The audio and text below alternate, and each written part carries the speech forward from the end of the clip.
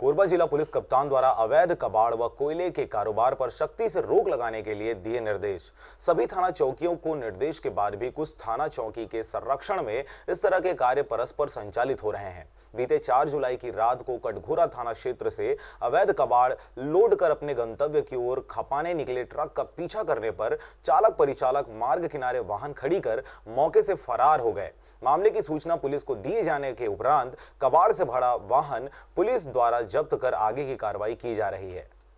आपको बता दें कि जिस तरह ट्रक को पुलिस ने जब्त किया है वह वाहन किसी मोहम्मद शाहिद के नाम पर पंजीकृत है तथा 18 मार्च 2019 की तिथि में उक्त वाहन का पंजीयन समाप्त हो चुका है। बावजूद इसके यह वाहन सड़क पर दौड़ रही थी। फिलहाल इस मामले में आगे की पुलिसिया कार्रवाई चल रही है। इस संबंध पर बताया जा रहा है कि कारखाना एरिया में लंबे समय से सक्रिय एक कबाड़ी द्वारा यह धंधा संचालित करते आ रहा है। उक्त युवा कबाड़ी के ऊपर कटघोरा थाना में कई आपराधिक प्रकरण भी दर्ज हैं, जिसके कारण वर्तमान में जिला बदल है, लेकिन फिर भी कटघोरा थाना क्षेत्र में सक्रिय होकर कबाड़ का 2 नंबरी धंधा अबाध गति से संचालित होना कहीं न कहीं पुलिसिया कार्रवाई पर संदेह करने की ओर इशारा करती है। अब देखना होगा कि कोरबा जिले में चल रहे इस तरह के कबाड़ कारोबारियों पर पुलिस कप्तान द्वारा कैसे लगाम लगाया जाता है।